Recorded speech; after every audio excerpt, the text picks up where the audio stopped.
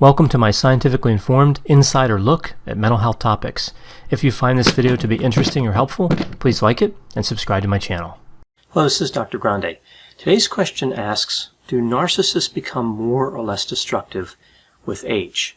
I have another question asking, can individuals or society do anything to decrease narcissism? So when we talk about the origins of narcissism, we know that it has many ties to childhood experiences. And if somebody is a narcissist as an adult, in almost every case they were narcissistic when they were an adolescent, even if they didn't express narcissism to a large audience. So even if it wasn't really noticed by a lot of people around them, the narcissism was still there. Narcissism is a set of personality traits, and we know that personality traits don't change quickly, so it's not surprising that narcissism would not change quickly. You can't simply ask somebody to snap out of being narcissistic. That won't be effective, just like you couldn't ask somebody to stop being extroverted or conscientious. But over time, personality traits can change somewhat. So I think the idea with these questions would be, what can we do to encourage a reduction in narcissism from adolescence to adulthood? The behaviors that are reinforced every day are the ones that are going to have an effect on narcissism. Again, no one big grand move can make somebody stop being narcissistic. So what are those behaviors? What daily activities and circumstances can decrease narcissism? To answer these questions, I'll be using a number of articles, which is pretty common for my videos. Here I'll be heavily relying on two articles in particular, both published in late 2019. I'll put the references to those articles in the description for this video. One of them looks at narcissism from adolescence to middle age, and the other looks at narcissism from adolescence to older adulthood. So as we take a look at narcissism in light of these questions, we see that older adults tend to look at young adults as being highly narcissistic. So there's this idea that narcissism has been on the rise everywhere. And there's actually a good deal of evidence to support this idea that narcissism has been increasing.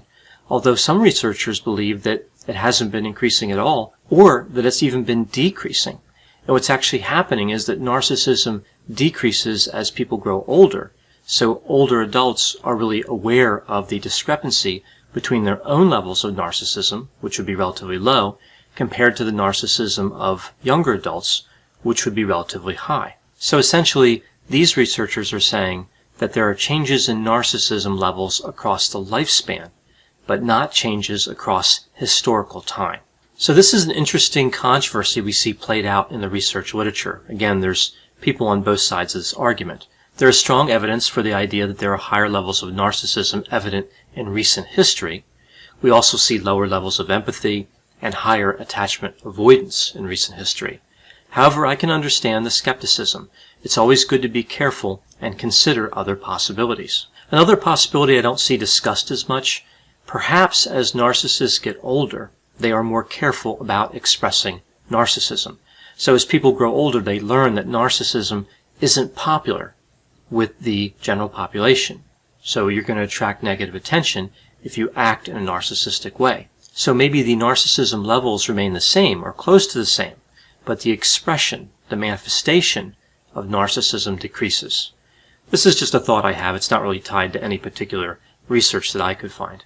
Now, this idea that narcissism levels have been increasing over historical time doesn't mean that there isn't a discrepancy in narcissism levels between younger adults and older adults.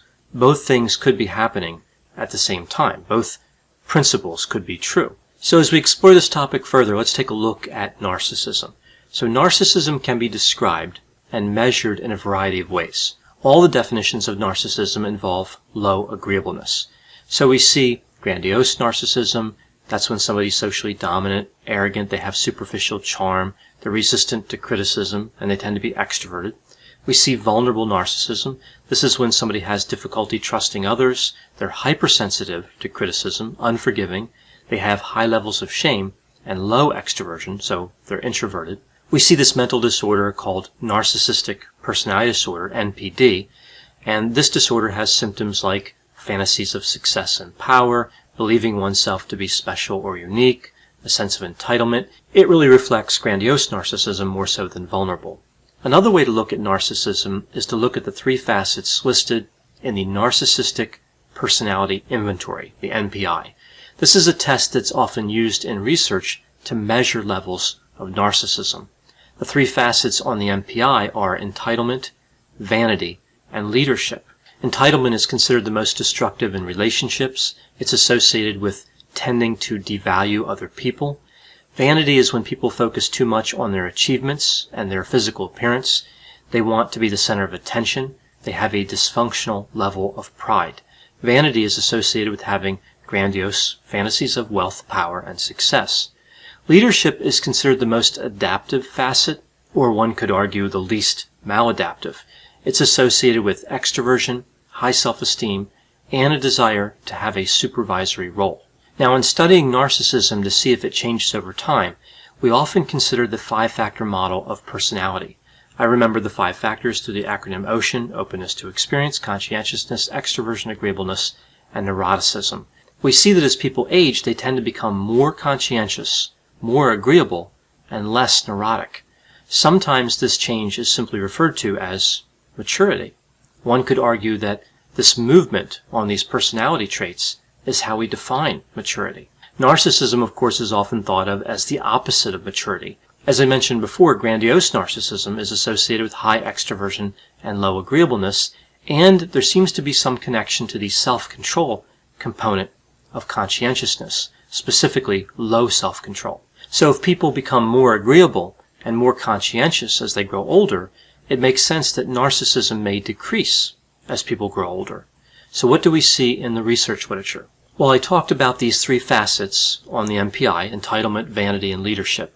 All 3 tend to decrease as people grow older, which seems like good news. However, several other observations were made regarding life events like career trajectories, and some of these findings are not as reassuring. What we see here is that individuals who did not end up in supervisory positions had a fairly marked decrease in their levels of narcissism.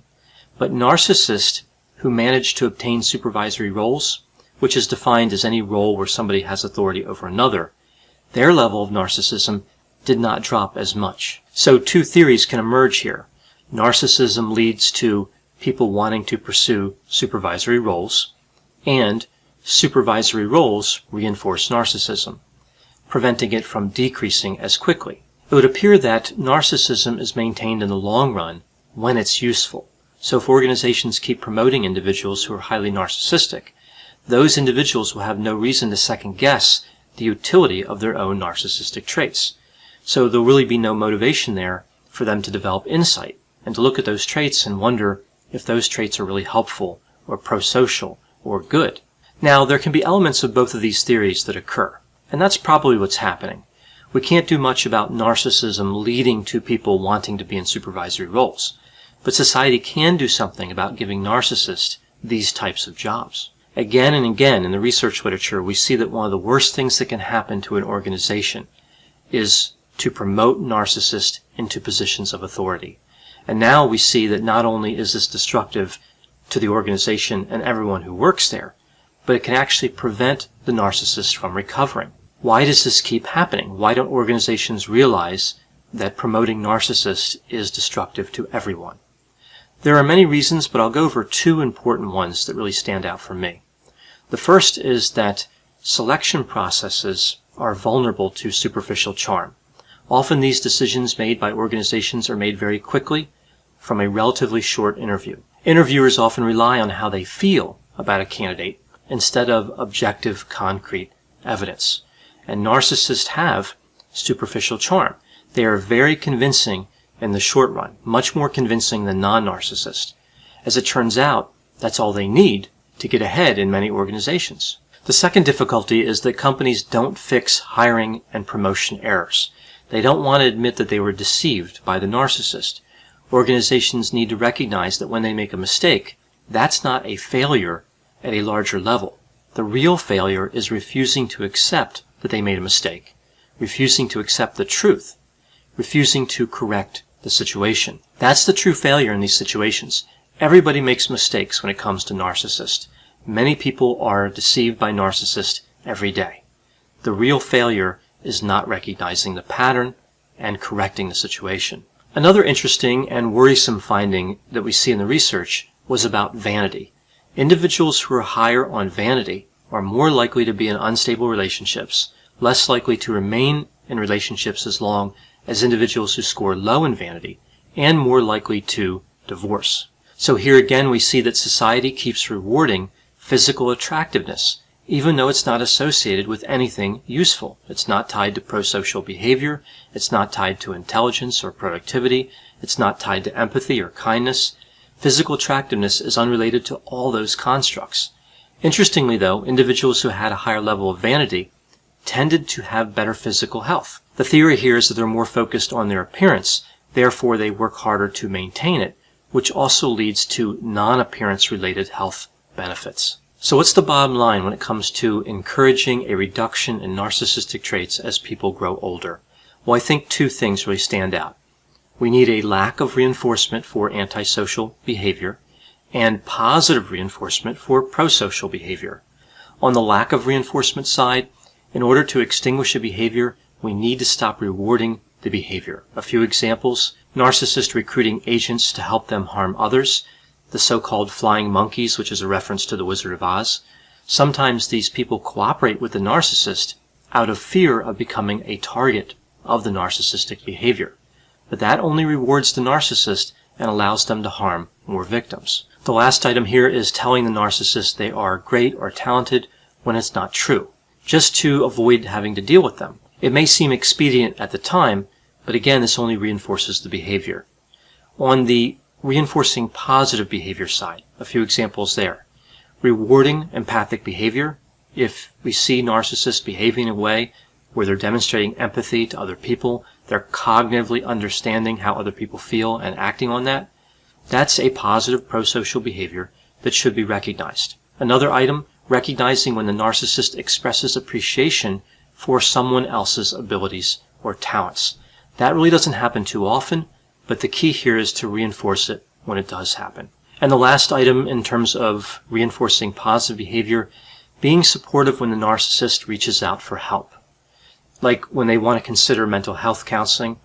Reducing the stigma of pathological narcissism benefits everybody. It's possible to recognize that narcissism is harmful without being judgmental. As it turns out, it may be necessary to avoid being judgmental in order to achieve a reduction in narcissism. So we can be concerned about the rise in narcissism levels. We can protect ourselves by keeping distance when appropriate from people who are narcissistic, but still recognize that narcissists are human beings, and they may not have insight into their behavior all the time, but when we do see some insight, and they do kind of look toward, again, mental health counseling or other ways to get support, that should be encouraged. That's a way to ultimately reduce levels of narcissism. I know whenever I talk about topics like narcissism through the lifespan, there will be a variety of opinions. Please put any opinions and thoughts in the comment section. They always generate a really interesting dialogue. As always, I hope you found this description of reducing narcissism to be interesting. Thanks for watching.